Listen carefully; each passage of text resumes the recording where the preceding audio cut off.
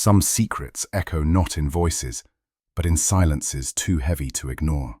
It begins with a silver locket, returned to a banker's hand, carrying a note that whispers of his daughter's lost voice, and of a deception buried deep in the heart of his household. Where are you tuning in from, and what time is it? Let me know in the comments. Now, let us walk into the fog of Baker Street, where silence itself may prove the most damning evidence of all.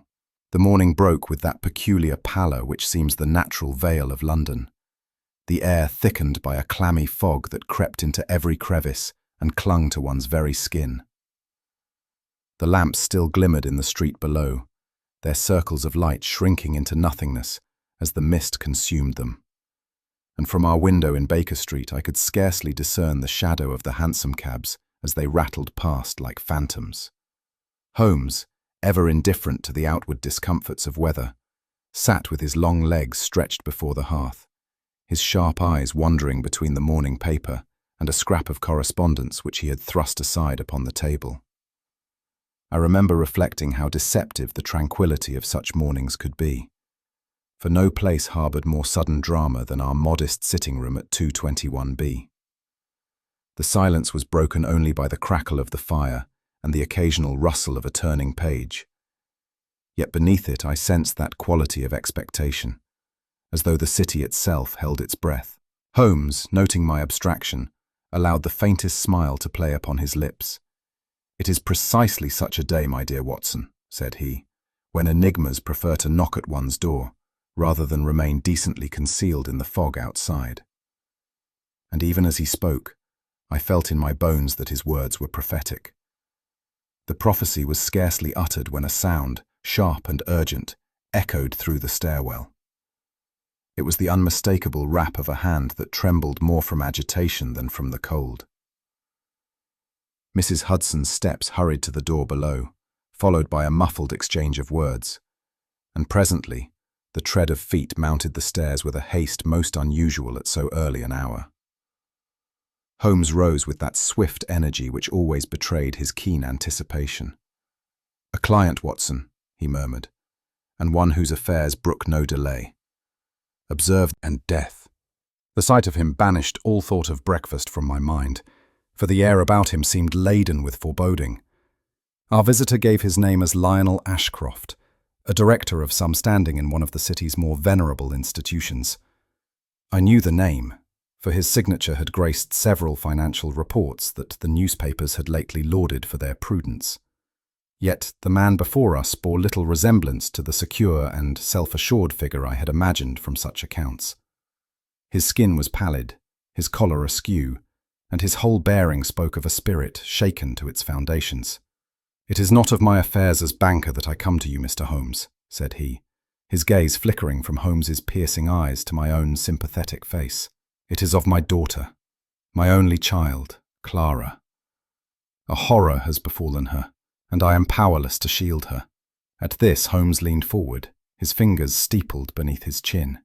"Pray be precise, Mr. Ashcroft. In such matters, vague expressions are but the smoke which conceals the flame." The man swallowed hard, then untied the parcel with fumbling hands. Within lay a silver locket of delicate workmanship, its clasp slightly bent as though roughly handled. Inside was the portrait of a young lady of uncommon refinement, her gentle features rendered in miniature with exquisite care. But the locket had been returned to him with a slip of paper upon which were scrawled the chilling words, "She will not speak again." As I looked upon the trembling hands of the banker and the ominous token he carried, I felt the chill of the fog outside settle more deeply into my very soul. With trembling fingers, Mr. Ashcroft pressed open the locket, and the delicate portrait within met our eyes. It was the likeness of a young woman, her features soft and intelligent, the artist having captured a certain serenity that must once have been her constant expression. But what drew our gaze away from the miniature was the slip of paper folded beneath the clasp, a narrow fragment, roughly torn, upon which were scrawled the ominous words, "She will not speak again." There was a curious violence about the message, as if the very strokes of the pen had been driven into the paper with malice. I confess that a shiver passed through me, for the juxtaposition of that innocent face with so dire a threat made my blood run cold. "My daughter Clara," Ashcroft said, his voice breaking. "This locket was hers. She wore it constantly until—" He paused, clasping the trinket in his palm, as though to shield it from further harm. "It was returned to me 2 days ago by post, without a word of explanation save for that dreadful sentence. Gentlemen, I implore you, what are we to make of it?" Holmes had not moved, save to fix his gaze more intently upon the locket. The grey eyes, sharp as flint, seemed to pierce every line of the object. His silence pressed upon us, until Ashcroft's agitation grew almost unbearable. "The words are not the idle menace of a child," Holmes observed at last. "They are deliberate, and they strike at the very condition in which your daughter now finds herself. We must, therefore, proceed not with speculation, but with fact. Tell us, Mr. Ashcroft, in what circumstances was the young lady last herself?" And thus, compelled by Holmes's quiet authority, the banker began his sorrowful tale. "It is scarcely a fortnight past," Ashcroft continued, "that Clara disappeared. She left the house on a mild afternoon, saying only that she would visit a neighbour in Kensington. She did not return that evening, nor the next, and our inquiries led us to no trace. My wife was nearly prostrated by terror, and well, gentlemen, I confess that I saw in it the ruin of all my hopes. For Clara is all I possess in this world, her mother having been taken from us when the child was but an infant." He drew a handkerchief. Some unspeakable terror was enough to rouse every sympathetic chord within me. Holmes, however, regarded the banker with the grave composure that marked him in moments of highest concentration. "A disappearance followed by muteness upon her return," he murmured. "Curious, Watson, is it not? A condition of speechlessness imposed by fear or compulsion. And now, reinforced by this sinister reminder, we must press further." Holmes leaned forward, his long fingers steepled, his gaze never leaving our visitor. "Permit me to be direct, Mr. Ashcroft. Did your daughter, before her disappearance, exhibit any sign of distress or secrecy? Any acquaintance formed of which you disapproved?" The banker shook his head vehemently. "None, Mr. Holmes. She was dutiful, affectionate, and innocent as the day is long. If she concealed aught, it was beyond my knowledge." Holmes inclined his head, but pressed on relentlessly. "And the locket, was it ever out of her possession before? Had she enemies who might use so personal an object to wound you?" "No enemies," Ashcroft declared, though his voice faltered. "And yet the world of finance, as you may suppose, is not without its rivalries. Still, I cannot conceive of any who would stoop to strike me through my daughter." Holmes's eyes flickered with that cold fire I had come to know. One must never underestimate the ingenuity of those who thrive in shadows. Consider, Watson, how often the villain chooses not the direct blow, but the indirect, the heart, pierced through its affections rather than its purse. He turned again to Ashcroft. "You have said enough to suggest the presence of a design, but not yet its nature. We must examine the token itself." Holmes drew the locket back into his possession, holding it delicately, as though it were evidence in some grave trial. I leaned closer, compelled by the intensity of his scrutiny. The lamplight fell obliquely upon the silver surface, as Holmes rotated the trinket slowly between his fingers. His gaze narrowed upon the tiny scratches that marred its edge, and he ran a finger along the clasp, noting where it had been forced open by a less than gentle touch. For a long moment he was silent, his thin lips pressed in concentration, until at last he spoke in that low tone which always carried more weight than the loudest exclamation. "This trinket has been handled," said he, "by more than one frightened hand. Observe, Watson. The clasp bent not once but twice, the chain strained as though wrenched in struggle, and the faintest trace of oil, such as one finds upon the fingers of those who labour. The lady did not yield it willingly." Ashcroft uttered a groan and sank back in his chair, covering his face with his hands. I could not restrain a start of horror, for in those few words Holmes had conjured the image of Clara, torn from her home, her cherished token wrested from her, her silence the bitter fruit of violence endured. Holmes replaced the locket upon the table and folded his arms. The facts grow darker, Watson. The question now is whether we contend with a menace born of private enmity or a conspiracy of a wider cast. Either way, the shadow that has fallen upon Miss Ashcroft is not of her own making, but of design.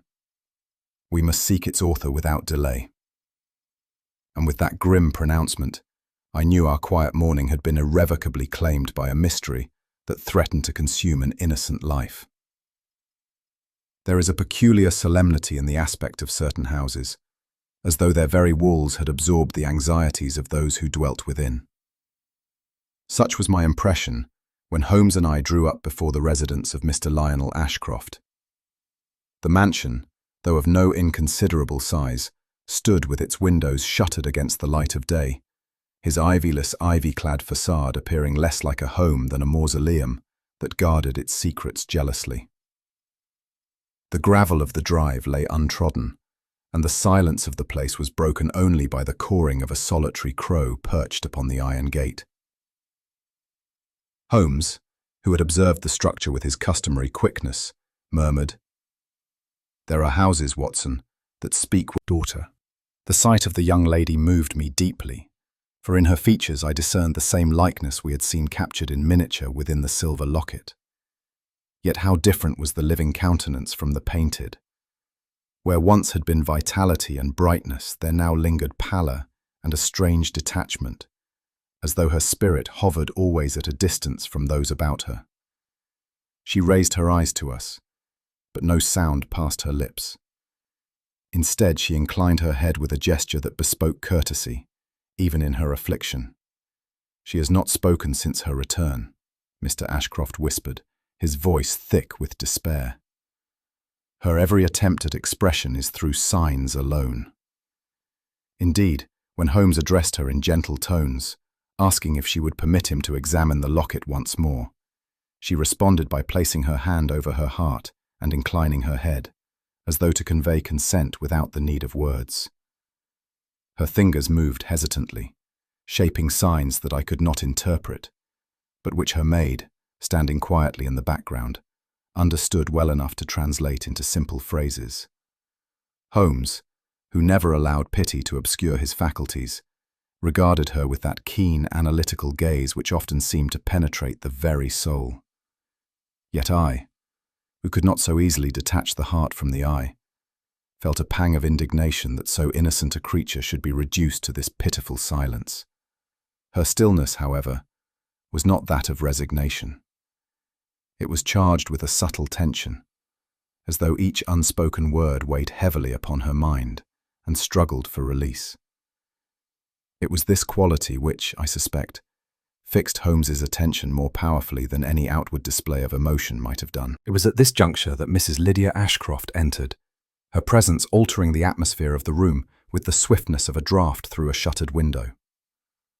She was a woman of striking appearance, her attire chosen with impeccable taste, and her movements marked by a composure that suggested habitual self-command.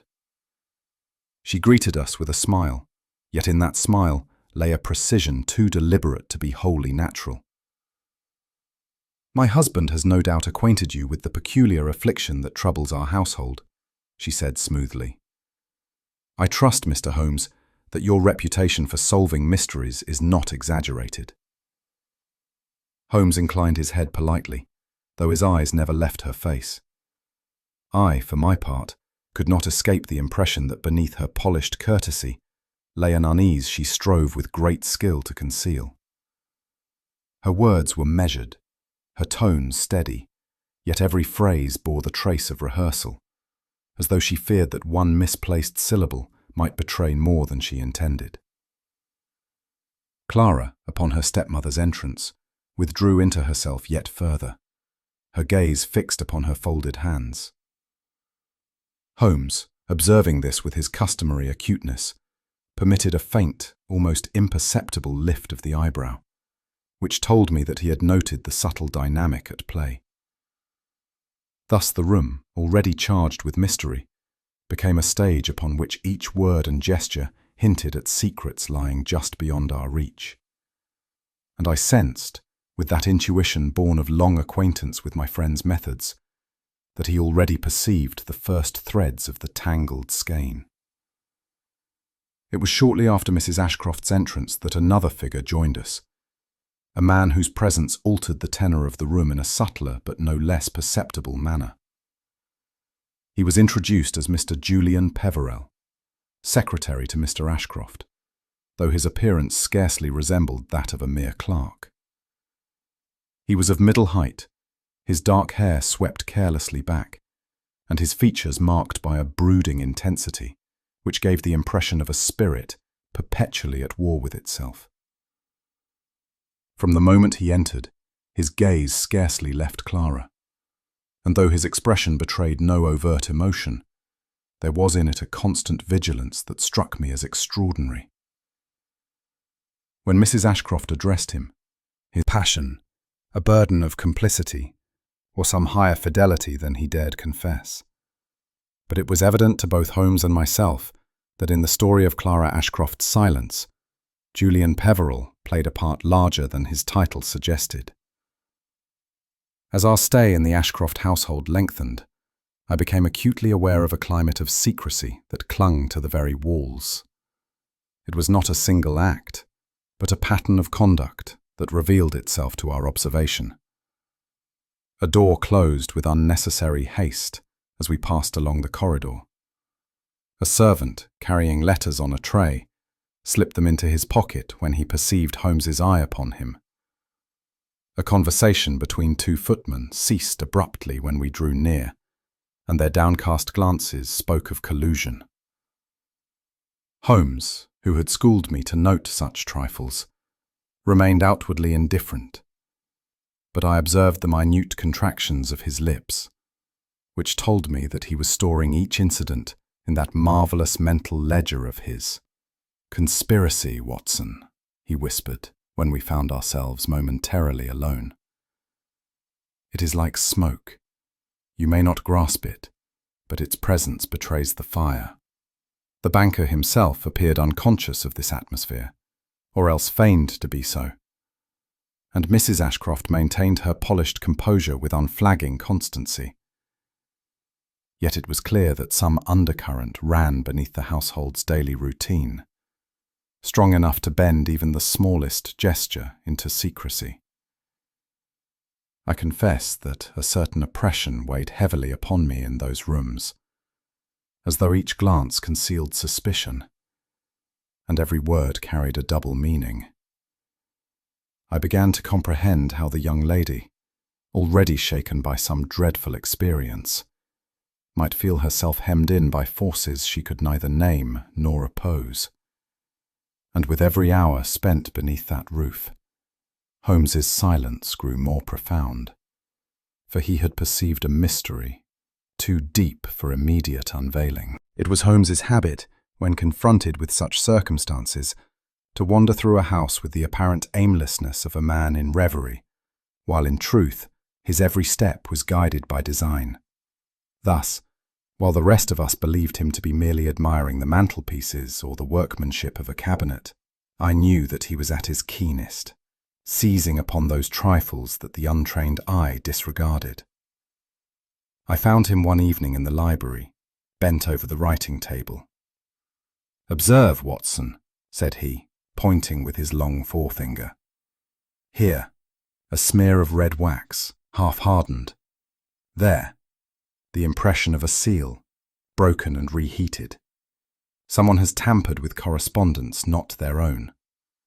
The hand that breaks a seal is as guilty as the hand that breaks a lock." He moved next to a cabinet where a key lay upon the floor as though dropped in haste. A key misplaced is a trifle to most men, but to me it is a chapter, he remarked. "Mark how the teeth are worn unevenly. It has been forced into a lock it was not made to fit." Finally, He drew from the grate a half-burned scrap of paper, which he examined with keen satisfaction. Though the words were charred almost beyond recognition, one phrase stood forth. Inheritance secured. Holmes tucked it carefully into his pocketbook, his eyes gleaming. "These are not the random ashes of domestic life, Watson," said he quietly. "They are fragments of a greater conflagration, and we must discover what fuel feeds it." That night, the house was wrapped in silence, yet it was not the restful silence of peace, but the strained hush of a patient waiting for the surgeon's knife. I lay awake in the chamber allotted to me, my ear attuned to every creak of the old timbers, every sigh of the wind at the casement. Holmes, in the adjoining room, was doubtless wakeful also, for I heard him pacing softly like a sentinel upon his watch.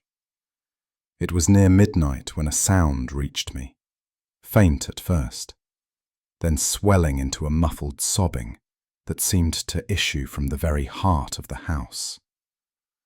I rose and stole into the passage, where the shadows of the stair banisters, secrets darker than any yet confessed. It was Holmes's wish, expressed with a quiet firmness that brooked no refusal, that we should be granted entry into Mr. Ashcroft's private study.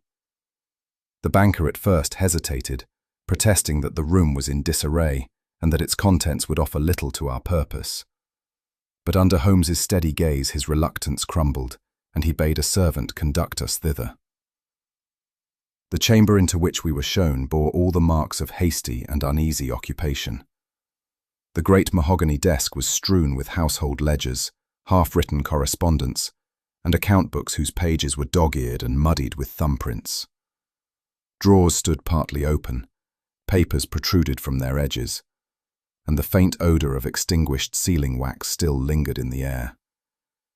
It seemed to me the place was less a sanctuary of business than a battlefield, upon which order and secrecy had lately contended, and secrecy, in its retreat, had left the field in confusion. Holmes took in the scene with one sweeping glance that missed no trifle.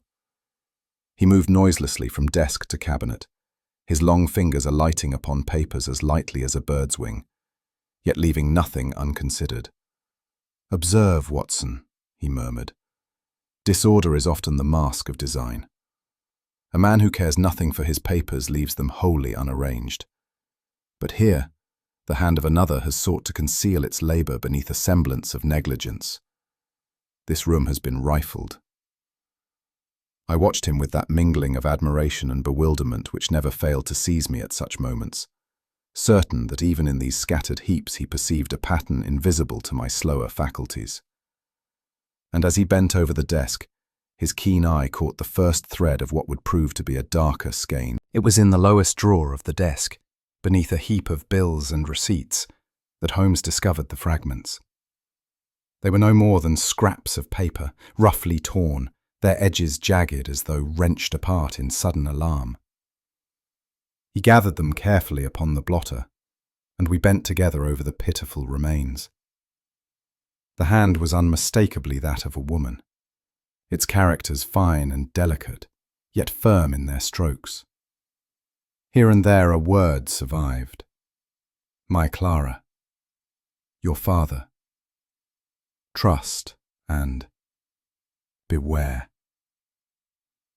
These broken phrases, so full of pathos, carried with them the unmistakable cadence of maternal counsel, and I could well imagine the anguish of a young girl robbed of the full message her mother had intended. Holmes turned one piece between his fingers. "Note the abruptness of the tear, Watson. These letters were not destroyed by their rightful owner. They were seized, torn, and discarded in haste. The intention was not to obliterate them entirely, but to prevent their contents from being known in their entirety. The thought that Clara's late mother had endeavoured to leave her child some warning, only for it to be ripped from her grasp, filled me with indignation.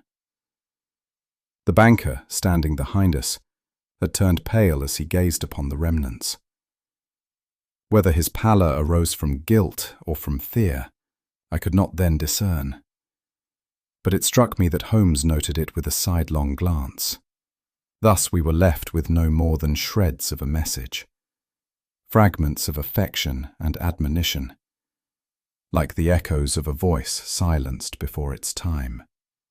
Yet in those echoes lay the first suggestion of the larger conspiracy into which we had stumbled. Holmes's attention, however, was not wholly upon the words, but upon the seals that had once fastened these letters. On two of the fragments there clung the remains of red wax, hardened and fractured, bearing the ghost of an impression now too broken to decipher.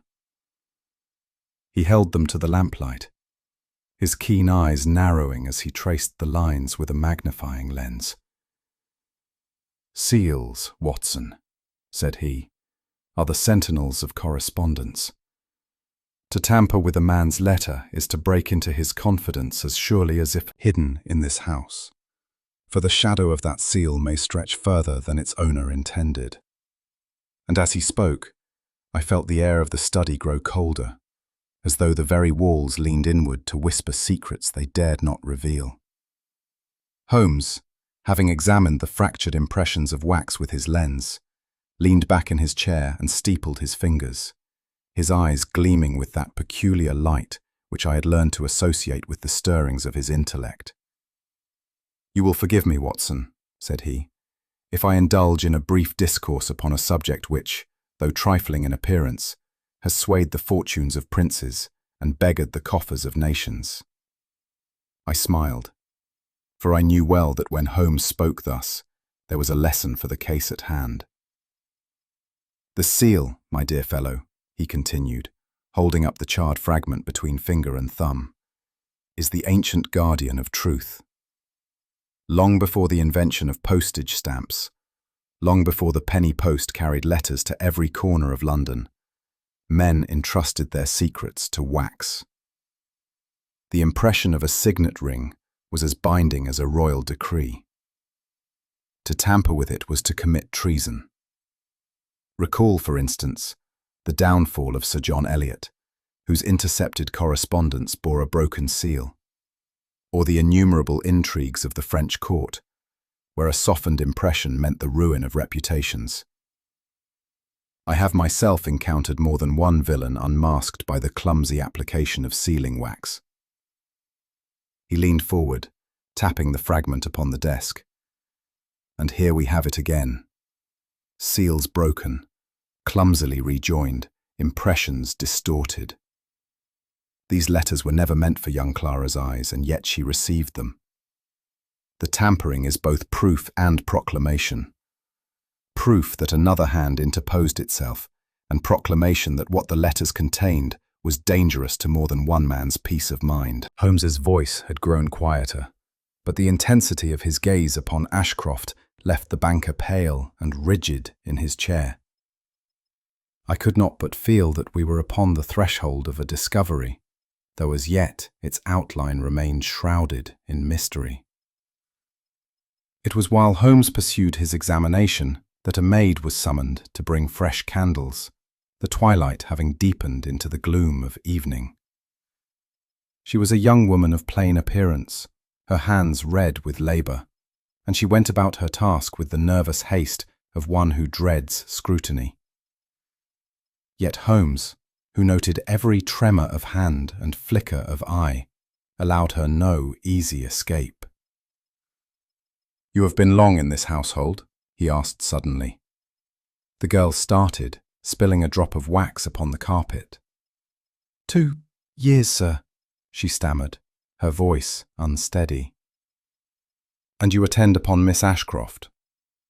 "Yes, sir. I mean, sometimes, when she requires me." Her fingers twisted the linen she carried, and her eyes fell quickly to the floor. Holmes regarded her for a moment in silence, his gaze so fixed that she fidgeted as though under a physical weight. "You are trembling," he said at last, in a voice not unkind, "and yet I have asked you nothing to inspire fear.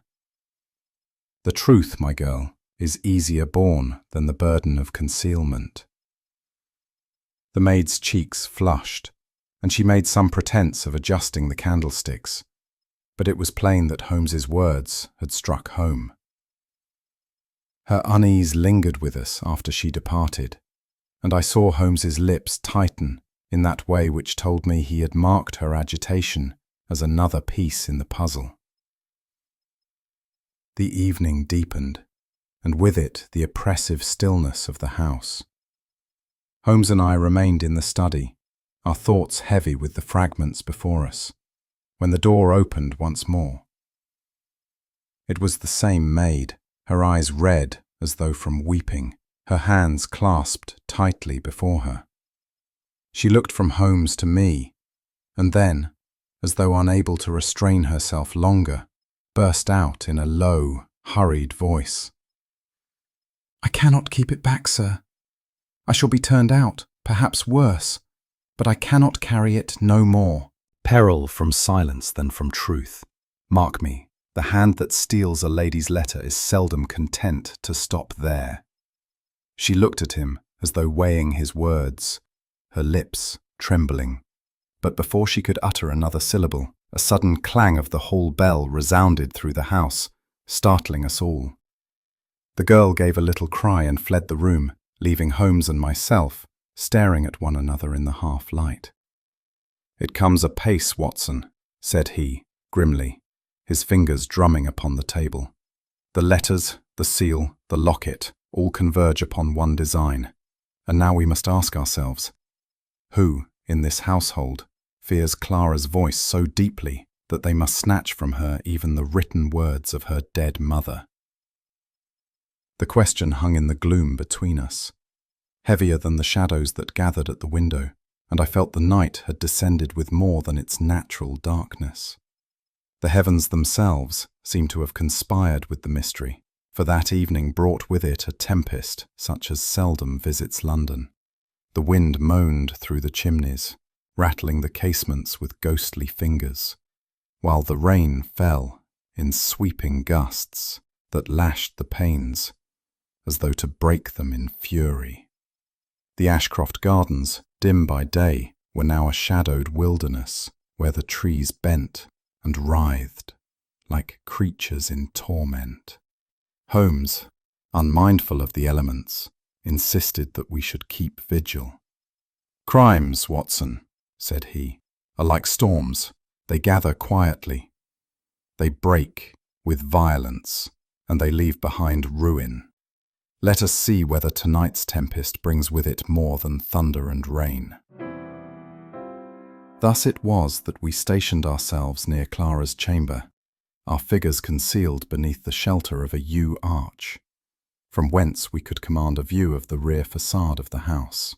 The night was of such darkness that I could scarcely see my own hand before me, and yet Holmes's eyes, sharpened by long habit, missed no alteration of shadow or movement against the dimly lit windows. It was in this oppressive silence, broken only by the wind's lament and the steady patter of the rain, that I felt most keenly the unnatural stillness of the house itself. Within, a young girl sat mute, her every gesture haunted by some terror untold. Without, we stood waiting, knowing that the darkness was no cloak of peace, but of danger. And then, just as the lightning split the sky with a sudden brilliance, Holmes laid his hand upon my arm. "There," he whispered. "Observe. The storm is not the only visitor this night." Through the rain-streaked gloom, I discerned the outline of a cloaked figure standing close beneath the casement of Clara Ashcroft's room. The apparition seemed to rise out of the very earth, its form hunched against the storm, its head turning this way and that, with the furtive caution of one who dreads discovery. For an instant, the lightning illuminated the stranger's face, or rather the shadow of a face, pale beneath the dripping brim of a wide hat, the eyes gleaming with a strange mixture of desperation and resolve. Holmes, crouched beside me, breathed scarcely a sound. His gaze was riveted upon the intruder, and I could feel the tension in his frame like that of a bow drawn to its limit. "Note his movements, Watson," he murmured. "Not the work of a casual prowler, but of one who knows both the house and the window he seeks. Mark how he hesitates, as if aware that the room within holds more than silence." The figure raised a hand toward the casement, fumbling as though to signal or to force entry. My heart thudded with alarm at the thought that Clara, within, might be the object of this midnight visitation.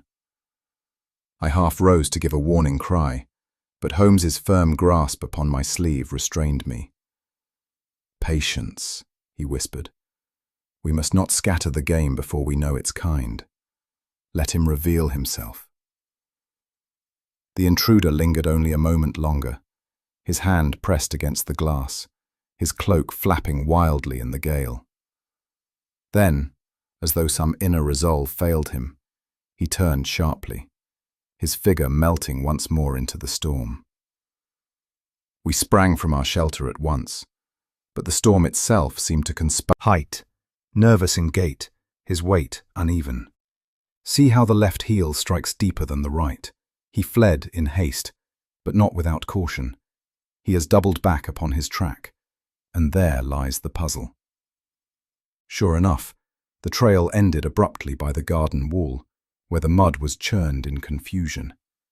The branches overhead dripped heavily upon us, but beyond the wall all was silence and darkness. Holmes straightened, his face grave. "He is no common thief, Watson. His flight was not outward, but inward.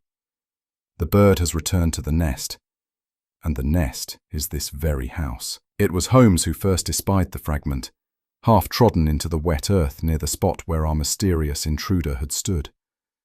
He bent swiftly, lifted it from the mud, and held it to the uncertain light of his lantern. It was a torn scrap of paper, sodden and creased, upon which was scrawled a curious pattern of notes and rests, a few bars of music, written in a hand so crude and irregular as to suggest the work of a child. "There is something singular in this, Watson," Holmes remarked, his keen eyes flashing as he turned the paper in his fingers. "Not the work of a trained musician, but of one who employs notation for another purpose. See how the stems of the notes are exaggerated, the bars uneven. This is not intended for harmony." I peered at it, but to me it conveyed nothing save the amateurish scribbling of some idle hand.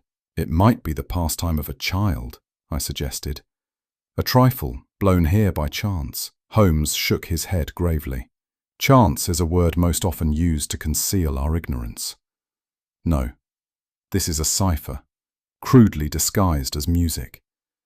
I have seen such things before. Smugglers on the coast of Sussex once employed a similar device, and a certain Neapolitan society made free with it to pass instructions under the very eyes of the police." The paper flapped in the wind as he folded it away, his expression somber. Whoever left this scrap behind has betrayed not only his presence but his purpose. Miss Ashcroft's silence, my dear fellow, is part of a larger score, and the notes are being written by an unseen composer. We withdrew for shelter beneath the dripping arch of the yews, where Holmes lit his lantern anew, its pale glow falling across his sharp features. He stood with the scrap of music still in his hand, his brow furrowed in thought. "Watson," he said quietly, "we are dealing not with a malady of the nerves, but with a design. The physicians declare Miss Ashcroft's muteness to be born of shock, yet the tokens mount against that theory. First the locket returned with its dire message, then the torn letters of her mother, and now this cipher disguised as music. It is no illness that binds her tongue, but knowledge." "You believe she was commanded to silence?" I asked. "Commanded or compelled? Recall how she shrinks from her stepmother's gaze, how Peveril's protectiveness exceeds the measure of duty, how even the servants move as though under threat. She has seen or heard something which her enemies dare not let her repeat. Her silence is not weakness, Watson. It is her only shield."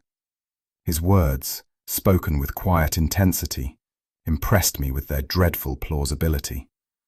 I could picture the poor girl, burdened with some perilous secret, her every gesture haunted by fear that a single word might unleash disaster.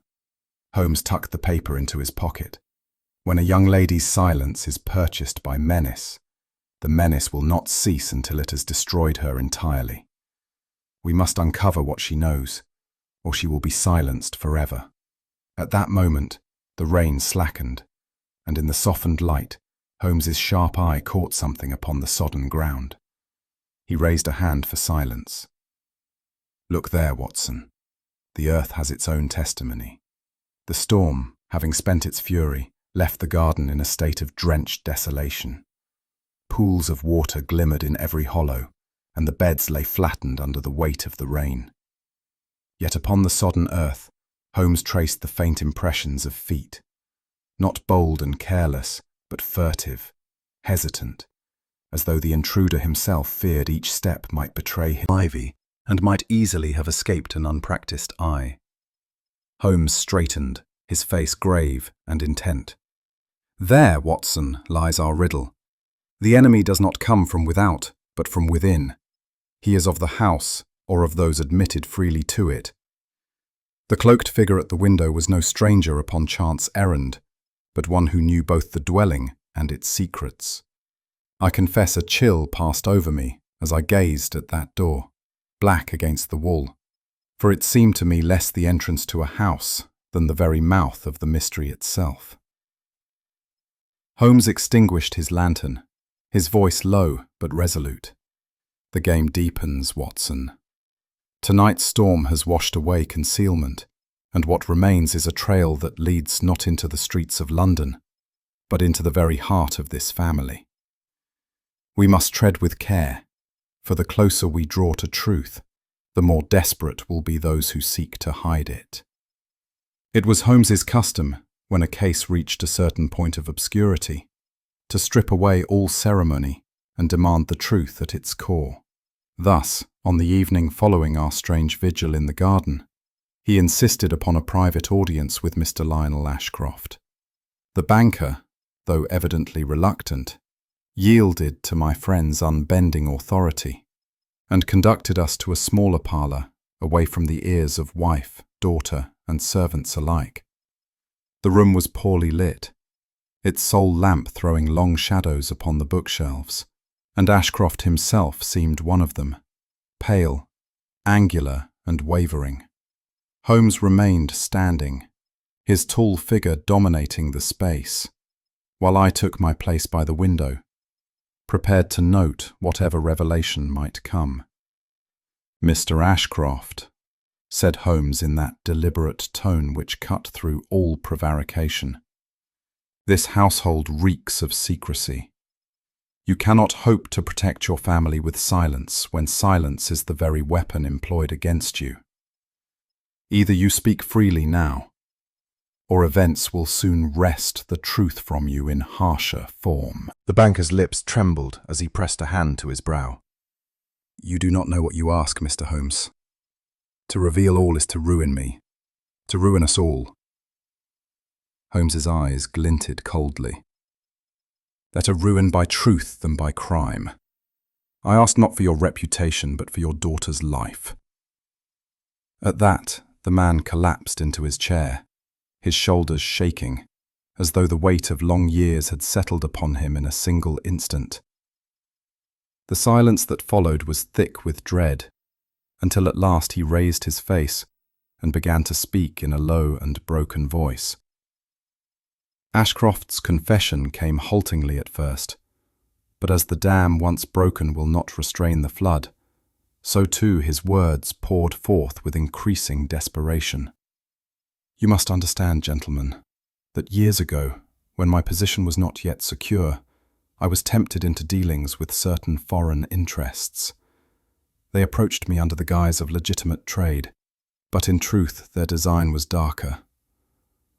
Through my bank they passed vast sums, disguised as transfers for commodities, yet each figure in the ledger concealed a code. I told myself I was but a conduit, that I profited without partaking in their schemes. But in truth, I became enmeshed, a willing instrument in their secret work. He paused, wringing his hands. It was a syndicate, Mr. Holmes, a cabal of men whose power reaches further than you might credit. They used my respectability to cloak their operations, and I permitted it. Had I resisted, they would have crushed me. Had I exposed them, they would have destroyed me. So I remained silent and prospered, outwardly. Yet I have lived these years in fear. Holmes regarded him steadily, his expression unreadable. And now the bill comes due, he said softly. Ashcroft gave a strangled laugh. Yes, the bill. For Clara has seen too much. Whether by some mischance she came upon a ledger or overheard a meeting, I cannot say. But she knows, or they believe she knows, enough to imperil us all. Her muteness is no illness, but the silence imposed upon one who has looked upon forbidden things has pressed her into muteness. It is a campaign of intimidation, designed not merely to warn, but to suffocate the truth at its source. Ashcroft groaned and buried his face in his hands. I never dreamed the shadow would fall upon her. I thought myself its sole victim. But she is innocent. Holmes laid a hand upon the desk, his fingers drumming lightly. Innocence, my dear sir, is no shield against the designs of men such as these. On the contrary, it is their chosen prey, yet it is also the weakness in their armour, for their very secrecy betrays them. If Miss Ashcroft holds a fragment of knowledge, however slight, it may prove their undoing. If only she may be persuaded to share it. The banker raised his anguished eyes. But she will not speak. Holmes's gaze darkened. Then we must find a way to give her back her voice, or the syndicate will ensure she never has the chance. It was with the chill of early dawn still upon the air that the next token of menace made its appearance. The post had just been brought in, when a servant, white-faced and trembling, placed upon the breakfast table a small parcel addressed to Mr. Ashcroft. Its wrappings were plain brown paper, tied with coarse twine, and bore no indication of the sender, beyond the faint smudge of foreign ink upon the superscription. Ashcroft's hand shook as he fumbled with the string, his eyes darting toward Holmes as though imploring him to take the lead. With a nod, my companion lifted the parcel and examined it closely before loosening the knot with deft fingers. Within, cushioned by a scrap of wool, lay a small silver bell. Its shape was delicate, its surface finely wrought, yet it lacked its clapper, leaving it forever dumb. Around its base was affixed a strip of paper, upon which was scrawled in a cramped hand, "She will ring no warning." A hush fell upon the room at those words. The fire crackled in the grate. The clock ticked softly upon the mantel. Yet all else was still. I confess to a shiver, for there was a dreadful symbolism in that mute bell. A thing fashioned to give sound, yet condemned to silence. Ashcroft buried his face in his hands, while his wife gave a suppressed cry and turned away. Holmes, however, remained unshaken. He held the bell at arm's length, his eyes narrowing. "It is as I expected, Watson," said he, in a tone as cold as the object itself. "The second token. The warning grows more insistent, the symbolism more cruel. Mark well the precision. First, the locket, life muted. Now the bell, warning denied. We await the third, and with it, the stroke of violence." The effect of this sinister trinket upon the household was immediate and profound. The servants went about their duties in fearful silence, their whispers hushed when we passed, their glances betraying both curiosity and dread. Mrs. Ashcroft, though striving to maintain her composure, moved with an agitation that belied her polished courtesy. She cast anxious looks toward the staircase, as though each sound from above might herald calamity. Holmes, unaffected by the atmosphere of apprehension, carried the bell to the window, where the light revealed its finer details. He examined the rim with his lens, noting faint scratches that suggested it had been filed to remove the clapper with deliberate care. "See here, Watson," he said, pointing to the groove. This was no trinket plucked at random, but a carefully chosen emblem. The hand that fashioned it meant us to understand that the voice of warning, whether bell or child, is stilled. Ashcroft groaned audibly. "They will not stop, Holmes. They will hound us until she is silenced forever." Holmes turned upon him with sudden sharpness. "On the contrary, sir, it is they who tremble and who resort to such theatrics in desperation. No man wastes his time upon symbols unless the truth itself is endangered." Yet for all his rational assurance, I could not but feel that the shadow in the house had deepened. Each creak of the boards, each whisper of the wind at the casement. Desperation, her eyes wide with terror. Bending close, I heard her lips form a single, whispered word, faint as the breath of a dying flame. "Window." The word struck through me like a blade of ice.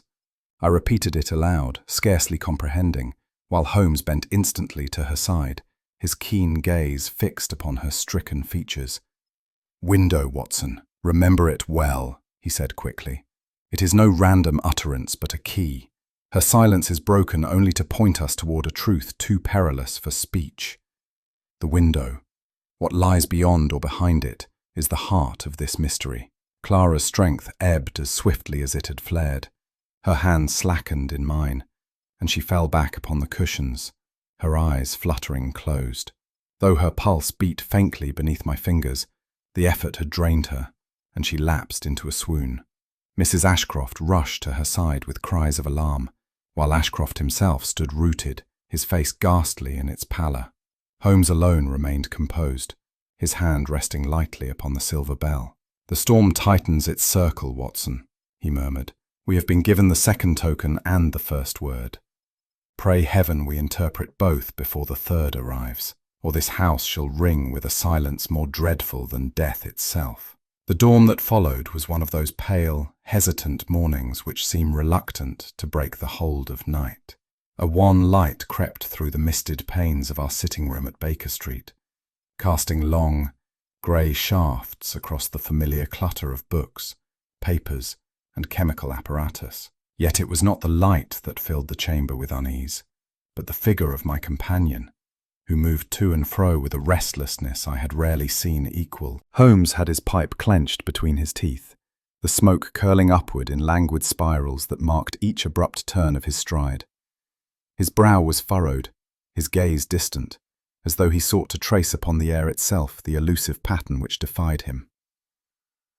More than once he halted abruptly, only to resume his pacing with renewed vigour, his long hands clasped behind him, his whole frame taut with suppressed energy. For my part, I refrained from interruption, well knowing that silence is often the surest ally of his concentration.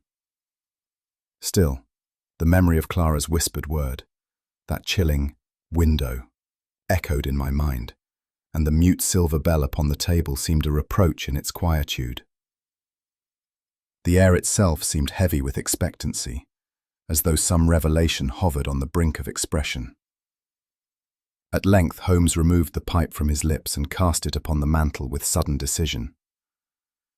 "Enough of pacing, Watson," said he.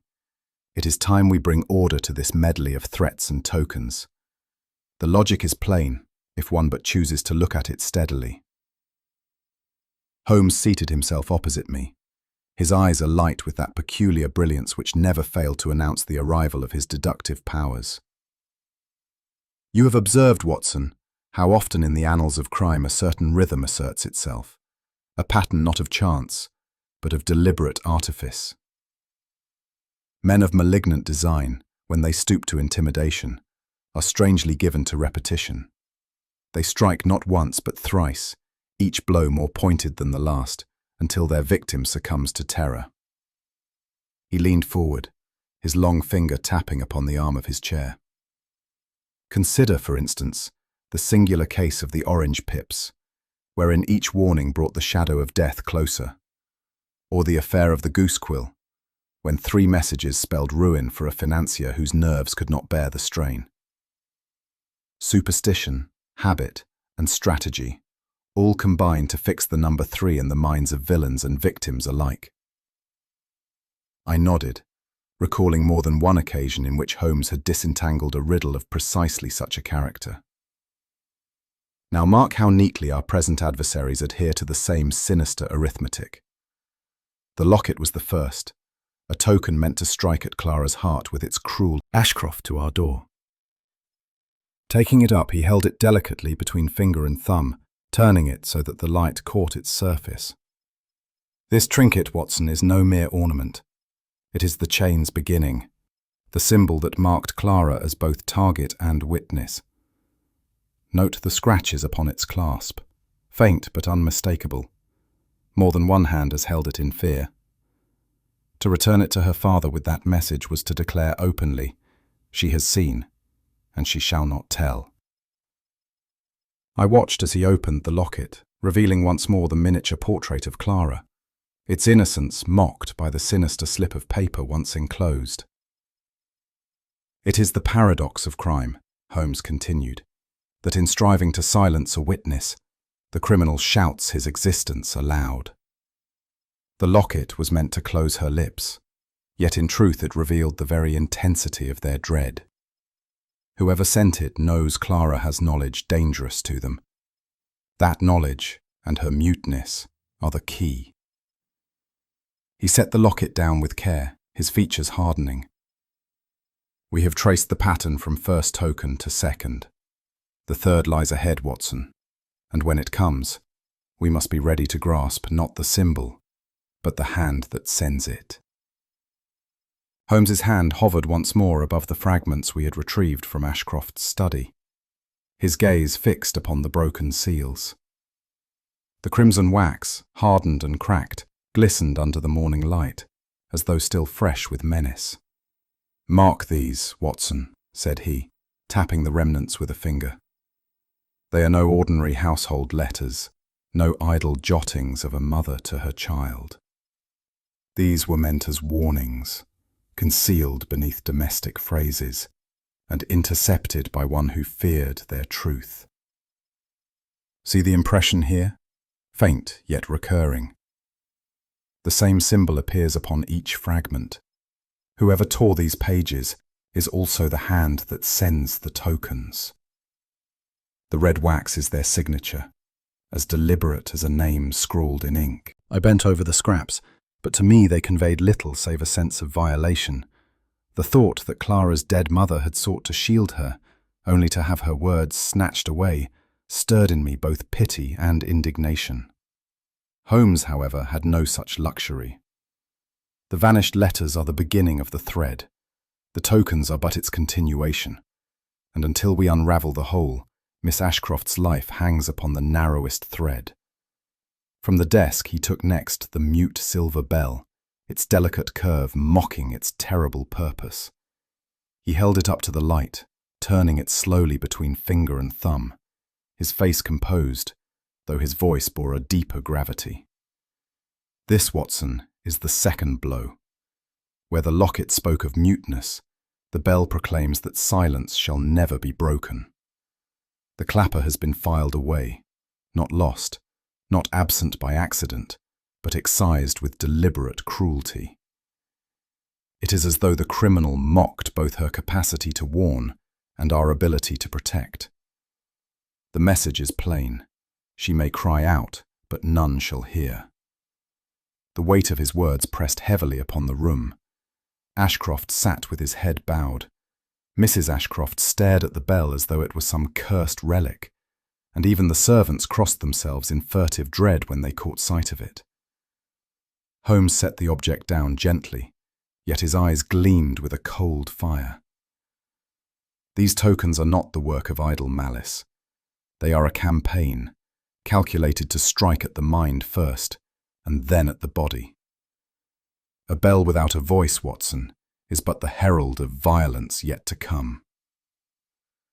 Holmes rose, pacing the floor with measured steps, his long fingers clasped behind him.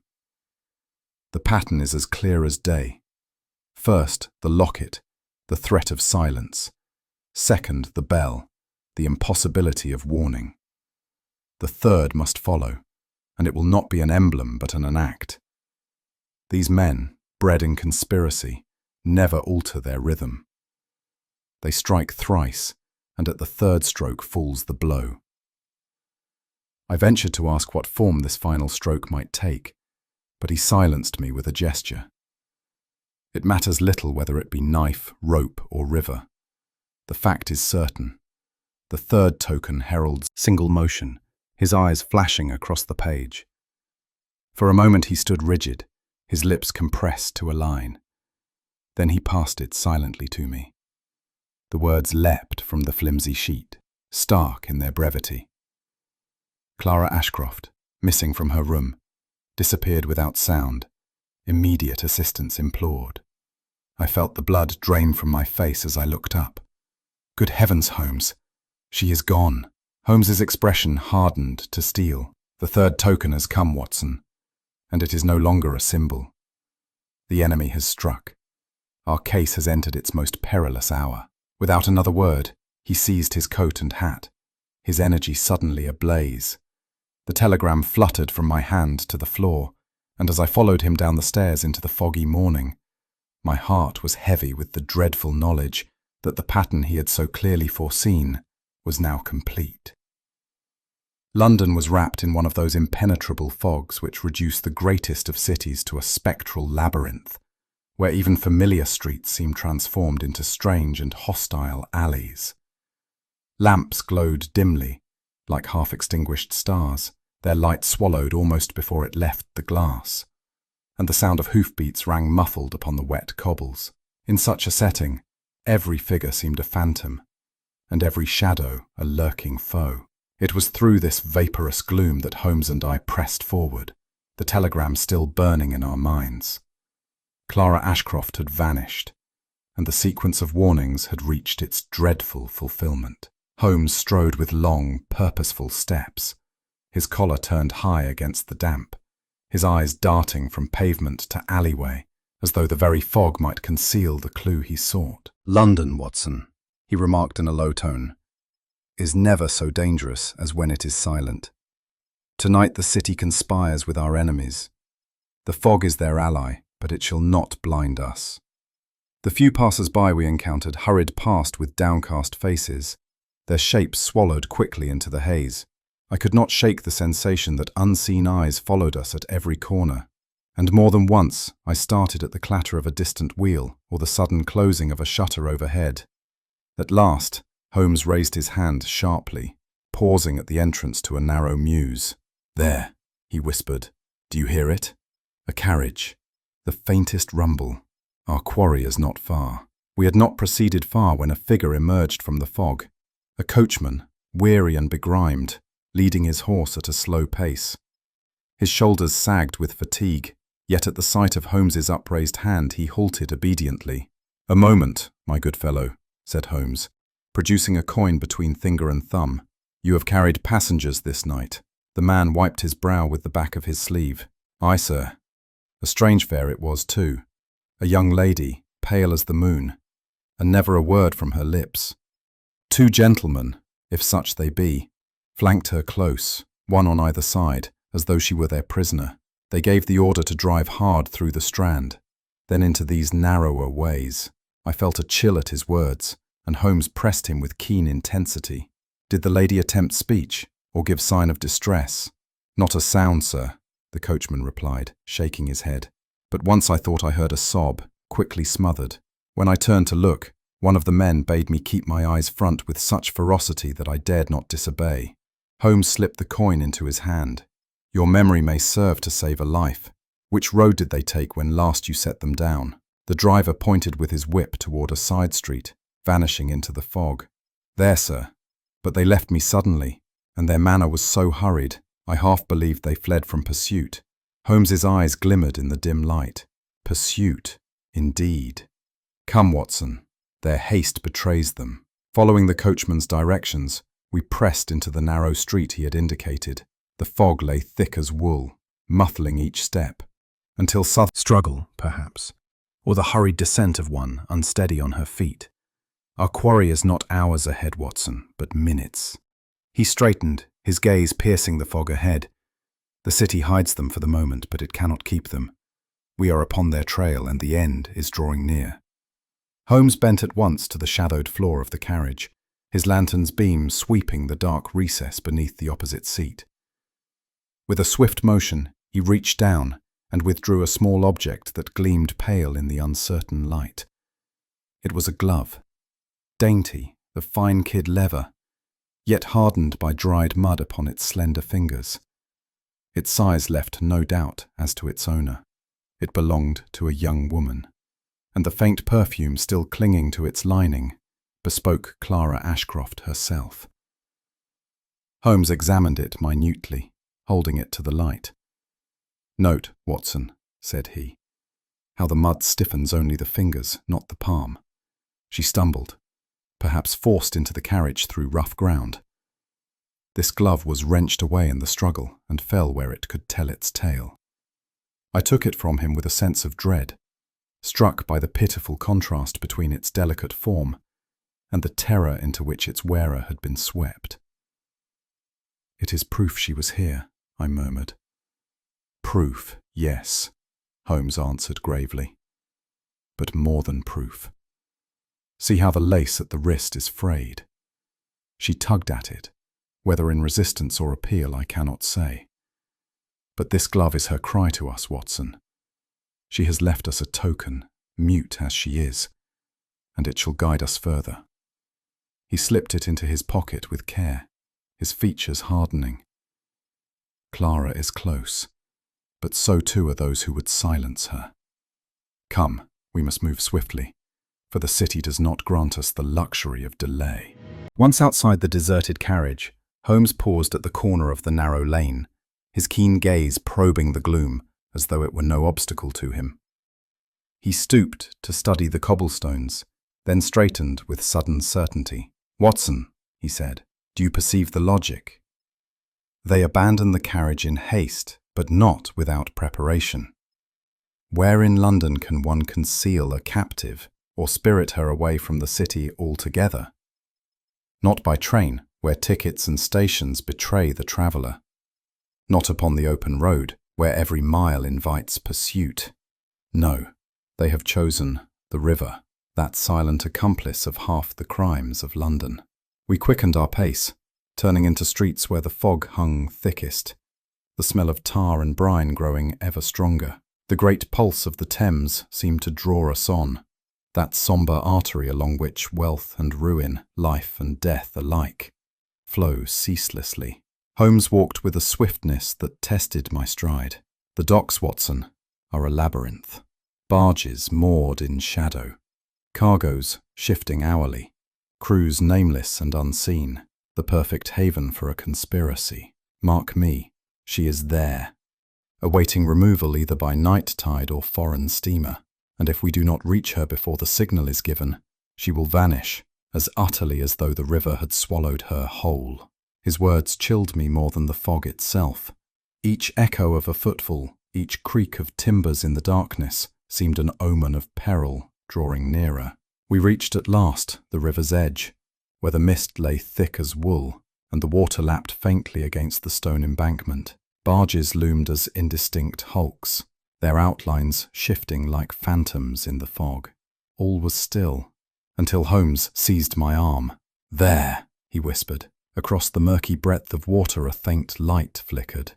Once, twice, thrice, each flash deliberate, each pause measured.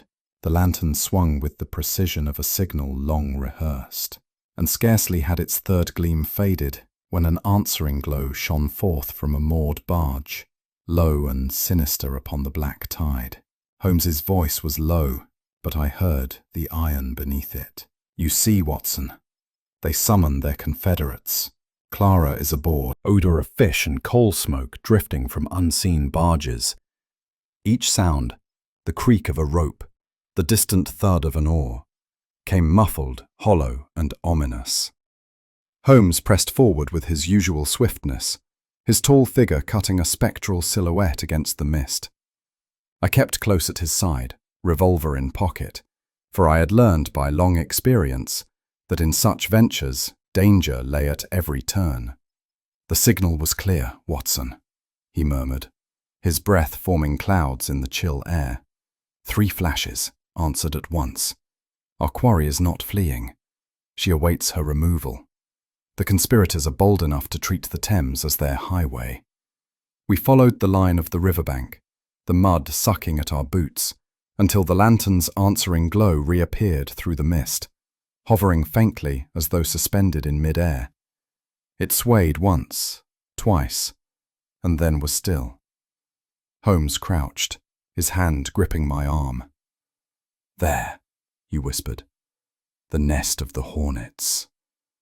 Now we must see whether their sting is as deadly as their warning." We soon stood opposite a moored vessel, a heavy, low-decked barge, whose timbers groaned softly as the river lapped against her side. The lantern that had signalled now hung from a crooked post at her prow, casting a sickly yellow light upon the water. Shapes moved upon her deck, rough figures in dark coats, their movements sharp, their heads turning often as though each feared betrayal from the other. Holmes and I crouched in the lee of a stack of timber, our eyes fixed upon the scene. "Observe, Watson," Holmes murmured. "These men are no common dockhands. Their very furtiveness betrays their calling. Notice how they cluster near the cabin hatch, and how their leader, the tall fellow with the scar across his cheek, never lets his hand stray far from his knife. Such men do not guard cargo, but secrets." I felt the hairs upon my neck rise as I saw one of them stoop, lifting a heavy lock upon the hatchway before casting a wary glance around. "She is there," Holmes whispered, his voice taut with suppressed energy. "Clara Ashcroft lies within that cabin. Yet to storm the vessel is folly without knowledge of our enemy. Patience, Watson. The river itself shall reveal their identity." We had not long to wait. A sharp whistle pierced the fog, and at once the men upon the deck straightened, their postures tense. From the shadow of the dock emerged 2 more figures, cloaked and muffled, whose bearing marked them as of a different order from the rough sailors. They exchanged a few hurried words with the scarred man, and money glinted briefly in the lantern's glow as it passed from one hand to another. Holmes's eyes narrowed. As I suspected, these are no random criminals. They are the agents of the syndicate Ashcroft confessed to, the very machinery that has used his bank as its mask. Look at the tall man's ring, Watson. The sign of a foreign order I encountered once before in Trieste. Their reach is wide, and their methods deadly. The taller of the newcomers gestured impatiently toward the cabin hatch, his voice carrying faintly across the water. "The girl must be aboard before the tide turns." Holmes turned to me, his expression grave but resolute. "The game has declared itself. We face not thieves but a conspiracy, and the fate of Miss Ashcroft is now bound to their designs. We must act, Watson, but with the caution of men who play against a foe that does not forgive error." The descent into the bowels of the barge was like stepping into a crypt, the air close and stifling, redolent of damp timbers and tar. Holmes pressed ahead, the beam of his lantern casting a wavering circle of light along the narrow passage.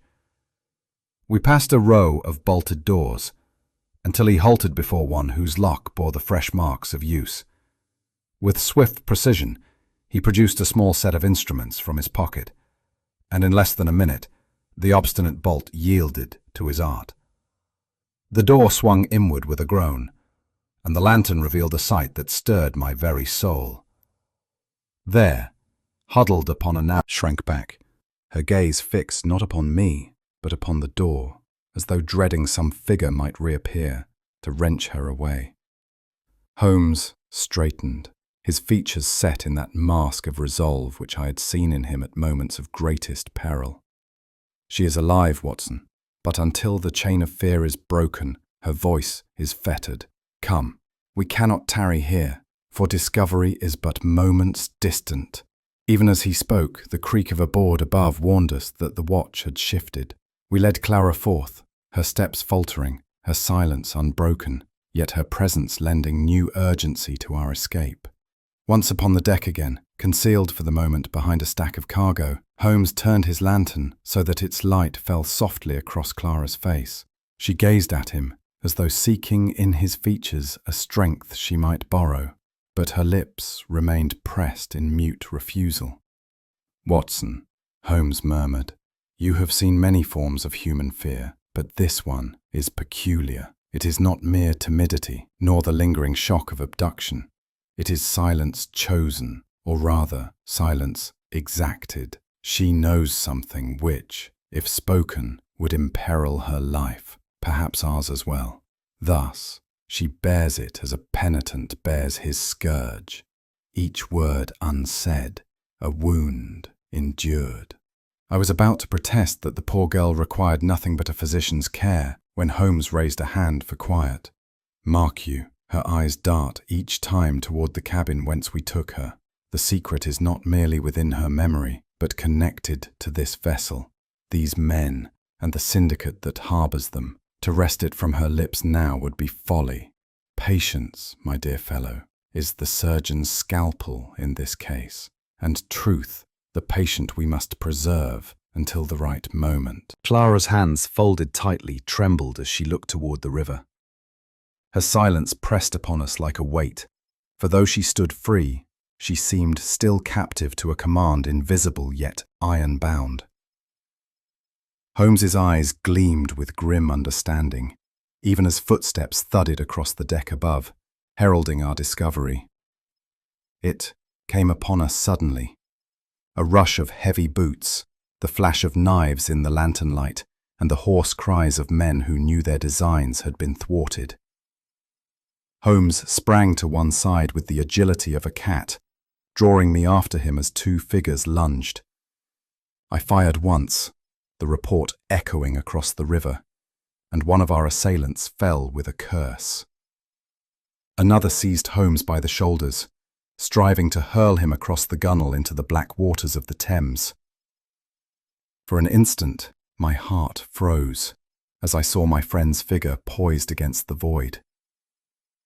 With a swift twist born of desperate strength, Holmes wrenched himself free, his elbow striking his assailant's jaw with such force that the man crumpled to the planks. Yet scarcely had he regained his footing when two more pressed upon us, and I was hard put to ward them off with revolver butt and fist alike. Through the chaos, Clara stood motionless, her hands clasped at her breast, as though the struggle were but a dreadful vision from which she could not wake. The lantern swung wildly, its glow casting monstrous shadows upon sail and mast. At last, by sheer determination, Holmes struck down the leader, the scarred man whose knife had gleamed so menacingly. And with his fall, the others faltered.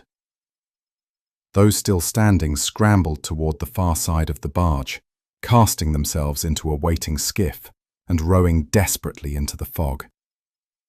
Holmes leaned heavily upon the rail, his breath quick, his eyes alight with that fierce satisfaction which came to him when intellect and fortune together had snatched victory from peril.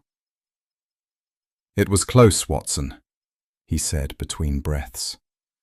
"A moment more, and you should have had cause to report my drowning in the morning papers." When the tumult had subsided and the vessel lay silent, save for the groan of her timbers, Clara stirred at last.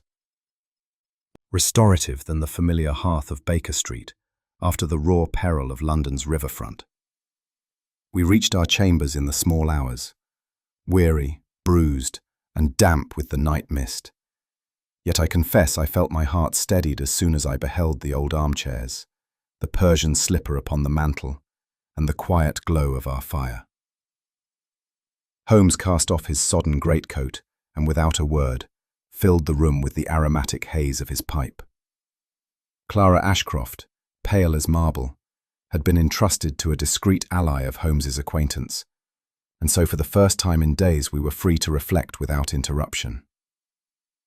My companion paced the length of the carpet with restless energy, his sharp profile illumined by the flicker of flame. "Watson," he said at last, halting abruptly before the fire, "you have doubtless been struck, as I have, by the singular phrase uttered by Miss Ashcroft in the extremity of her distress. It was no figure of delirium. She spoke truth." "And you mean," I ventured, "that Lionel Ashcroft is indeed not her father?" Holmes inclined his head gravely. The girl's silence, her terror, her enforced captivity, all converge upon that fact. And tonight, we shall set down the chain of evidence that proves it. He reached for a small packet of papers upon the table, his eyes glinting with that peculiar fire which heralded a revelation of magnitude. Holmes laid the bundle upon the table, its twine carefully knotted, its outer sheets smudged with age. He unfastened it with a precision born of reverence. "These," said he, "are the letters of Clara's late mother, concealed with great ingenuity within a recess of her escritoire. It was Clara who discovered them, and therein lies the origin of her silence." I bent to read the delicate hand, faded though legible. They were missives addressed to no less a person than an attorney of good repute, and they bore witness to anxieties which only now we could fully comprehend. The lady wrote of a fortune held in trust, of guardianship, of a husband she feared was not what he claimed. "It is a remarkable thing, Watson," Holmes continued, "how truth, once glimpsed, may impose a silence more dreadful than ignorance. This young woman, in stumbling upon her mother's hidden testament, perceived in a moment that her very name was contested, her inheritance endangered, and her supposed father an impostor. As I traced the flowing lines, I marveled at Clara's fortitude. For a girl of tender years to bear such knowledge without confidant, bound by fear of exposure and threats from those about her, was enough to turn her voice to stone. Note, too," Holmes added, "that the seals of these letters were of red wax, the very symbol whose broken fragments I detected in the banker's study. That recurrence, my dear fellow, is no accident, but the signature of conspiracy." He tapped the papers, his expression grim. Clara was not silenced by malady, but by discovery. Holmes now spread before me a series of 3 letters, whose tenor admitted of no ambiguity. In them, the lady disclosed her suspicion that Lionel Ashcroft had insinuated himself into her late husband's affairs, acquiring control over property and investments by means of fraud. He had, it seemed, supplanted both guardian and trustee, presenting himself to society as the rightful paterfamilias, though in truth he was but a usurper, cloaked in respectability. "The handwriting leaves no doubt," Holmes declared, holding a letter to the lamplight. "Observe the trembling stroke, written in fear, in haste, yet with the solemnity of one recording her last defense for her child. Clara's mother foresaw that her daughter might one day need these documents, and she hid them accordingly. What Ashcroft could not anticipate was that the girl's own hand would chance upon them, tearing aside the veil of his imposture. I confess I felt a deep indignation at the thought. Ashcroft, whom I had received in our chambers as a figure of authority and paternal distress, was revealed as a man who had built his fortune upon deception and lived in dread of its unmasking. It bore not the tone of a mother's plea, but the cold calculation of accounts. "This, Watson, is the fulcrum upon which the whole affair turns," said he. "Note the references to foreign drafts, to transfers disguised beneath layers of cipher. Ashcroft was no solitary usurper. He was the chosen instrument of a syndicate whose tentacles stretch across the continent. He spoke of coded financial dealings, money laundered through Ashcroft's bank, his respectability serving as the very mask of their operations. Such men," Holmes continued, "do not risk themselves upon sentiment. To them, Clara's silence was essential, for her voice would have undone not merely a banker's household, but the labours of an international cabal." I sat back, struck by the enormity of it. The child had borne upon her frail shoulders the menace of powers that reached beyond her comprehension. And yet, I said, it was her courage, her silence, and at last her whispered truth, which brought us to this pass. Holmes allowed himself the faintest of smiles. Precisely, Watson. A single voice withheld may imperil a conspiracy more than all the clamour of accusation. We have not yet reached the final act, but the players now stand revealed. He tapped the letters once more, then consigned them to his case. The fire flickered low, casting long shadows upon the walls, as if to remind us that though the truth burned clear, the darkness surrounding Ashcroft and his allies was not yet dispelled. There are silences, I have often observed, that speak more eloquently than any torrent of words. Clara Ashcroft's muteness had first appeared to me as the mark of some nervous malady, a cruel affliction visited upon a fragile nature. Yet, as the threads of Holmes's inquiry drew together, I perceived it as something far darker and more deliberate. Her silence was no infirmity but a yoke, imposed, cultivated, and preserved beneath menace. Holmes himself expressed it with that incisive clarity which made all things plain once he had uttered them. "Watson," said he, "the girl has borne not the weakness of a patient, but the burden of a hostage. Each letter torn, each token delivered, each shadow haunting her chamber was designed to warn her that speech would undo her. Thus she has chosen the more dreadful course, to guard the truth with her own muteness, until such time as it might destroy her captors." I looked back upon her white face, the trembling hand that had clutched mine when she whispered that solitary word, and I felt a profound admiration mingled with sorrow. The young lady had been compelled into silence by threats to her very life and to those who might stand with her. Yet, within that silence, lay a moral courage which shamed many a man of louder voice. The firelight in our sitting room cast shifting shadows upon the walls, as though reflecting the contest between concealment and revelation. Holmes leaned forward, his keen features sharpened by the glow, and I realized with sudden certainty that the time for enforced muteness had drawn to its close. The truth, terrible as it might be, was already within our grasp, and nothing could prevent its utterance for long. Among the actors in this sombre drama, none had seemed more ambiguous to me than Julian Peverell, the secretary of Lionel Ashcroft. His stern visage, his watchful eyes fixed ever upon Clara, had first struck me as those of a jailer, not a guardian. Yet now, with the evidence before us, Holmes dispelled the mist of misjudgment and set the man in his true light. "Observe, Watson," Holmes remarked, tapping the recovered correspondence, "who it was that shielded these fragments from the banker's notice, who it was that contrived, under pretext of a count and cipher, to obscure the trail until the girl herself could chance upon it. Peverell was never the enemy. He has been her sentinel. His loyalty expressed not in words but in quiet stratagem." It became clear that the secretary had walked a perilous path, feigning obedience to Ashcroft, whilst striving secretly to recover the full corpus of the late Mrs. Ashcroft's letters.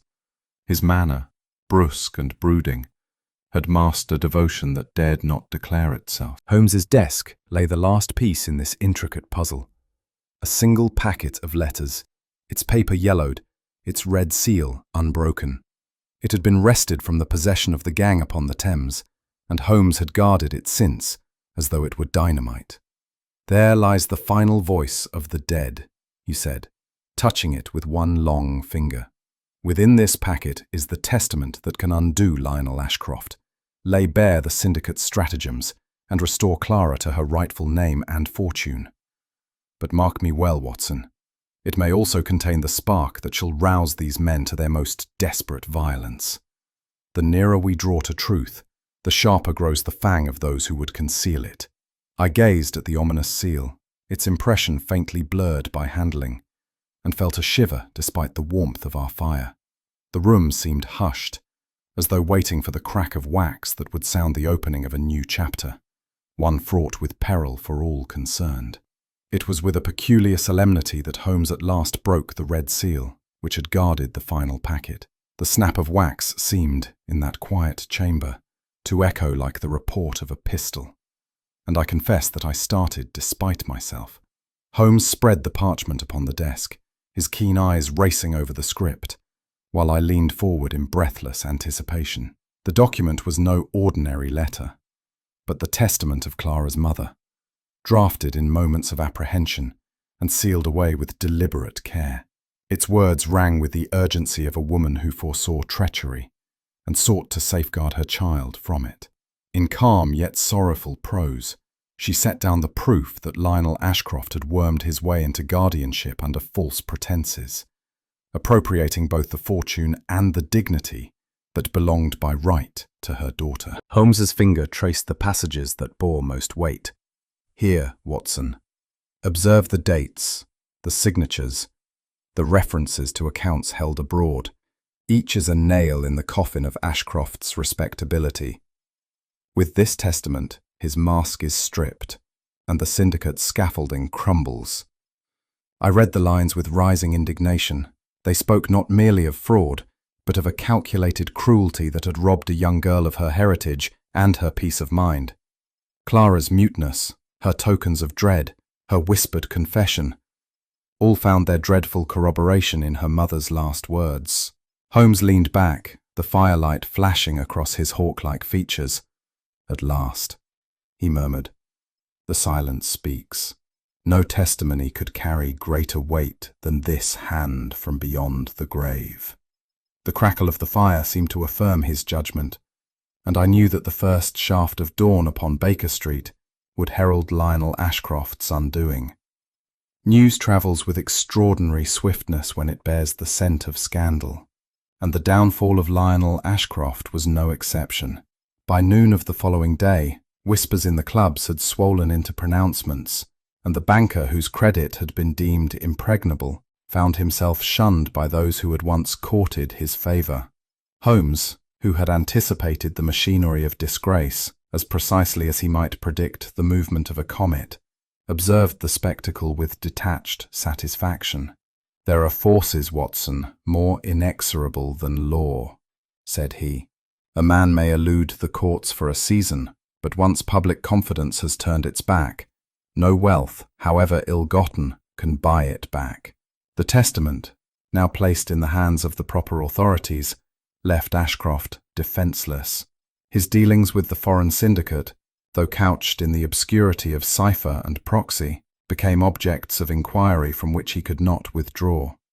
Former allies, sensing peril to themselves, were the first to abandon him, and the proud banker stood alone, bereft of the cloak of reputation that had been his sole protection.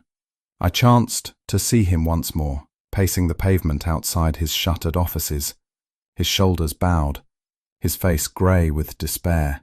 There was in his air a look of one already condemned, though no sentence had yet been passed.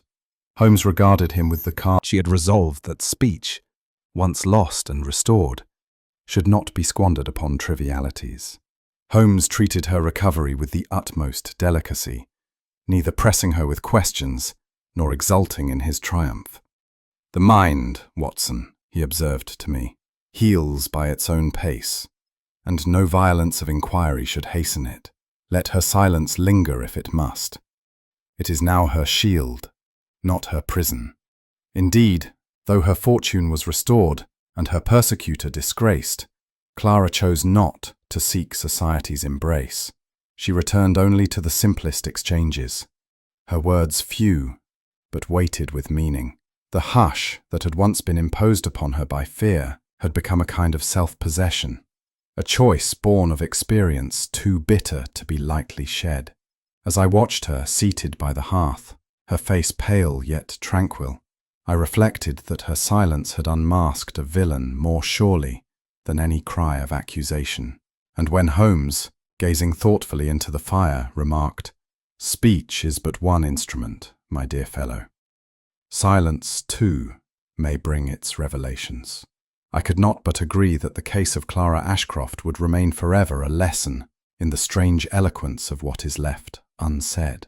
It was in the quiet that followed Ashcroft's disgrace that Holmes, as was often his wont, sank into a long meditation, his eyes half closed, his pipe neglected upon the arm of his chair. I, who knew the signs, refrained from interruption, content to observe the play of light and shadow across his austere features. At length he spoke, and his words, deliberate and low, struck me with the force of epigram. Speech, Watson, is but one instrument in the great orchestra of human intercourse. Silence, too, may unmask a villain. Consider Clara Ashcroft. Her muteness was to her enemies the proof of terror's triumph. Yet to us it became the key to their downfall. Each token, each broken seal, each threat pressed her into quietude. But in the very excess of their intimidation, they revealed their own hand. Had she spoken freely, they might have silenced her by cruder means. It was her silence, paradoxical though it may seem, that left them desperate, and desperation is the surest betrayer of guilt. I marvelled at the subtlety of the thought. You mean, then, that her enforced muteness was the snare in which they entangled themselves? Precisely. A man may hide a crime with words, Watson, but silence, continued, unnatural, imposed, becomes a monument too vast to escape notice. It stands where all can see it, yet none can explain it. Our task was only to interpret what her stillness proclaimed. The truest evidence is sometimes that which is not uttered.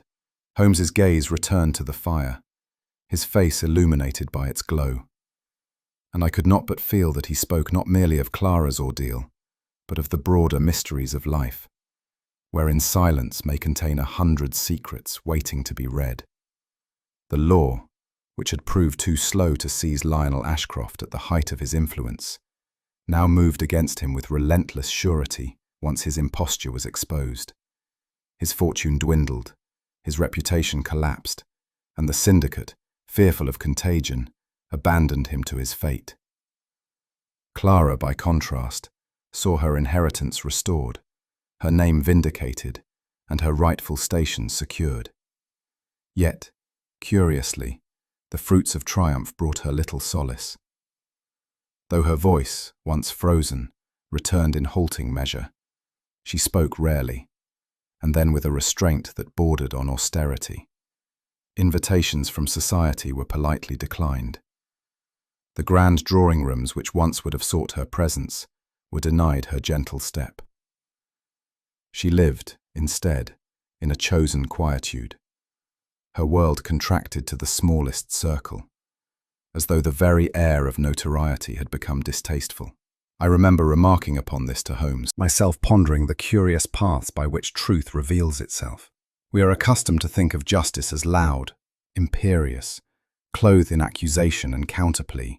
Yet in this case, truth rose not in clamour but in hush, and the villain was unmasked not by words spoken, but by those withheld. It was Clara's silence, dreadful and prolonged, that led Holmes to the core of the conspiracy. It was her mother's sealed testament, mute in its hiding place, that struck the final blow. From these still voices came the thunder of revelation. As I lay down my pen, I cannot but reflect that in the great ledger of human affairs, silence may sometimes serve where speech fails. There is in it a power, at once subtle and inexorable, which can disarm the cunning and overthrow the proud. In Clara's stillness was preserved the proof of fraud, and in her restraint the dignity of endurance. Perhaps, then, the case of the banker's silent daughter shall remain with me as a reminder that justice does not always shout from the housetops, but may come quietly, like a whisper, withheld until the hour of reckoning. Holmes sat back in his chair, the last embers glowing faintly in the grate, and regarded me with that expression of distant gravity I had come to know so well. "You see, Watson," he said quietly, "it was not the clamour of accusation that unmasked Ashcroft, but the silence of a daughter too burdened to speak. Words may deceive, but silence, unnatural and prolonged, betrays a truth no villain can conceal. And now, I put a question to you. What do you believe was Ashcroft's gravest error? His fraud, his trust in the syndicate, or his blindness to Clara's quiet strength?" If you enjoyed this case, I invite you to share your thoughts below.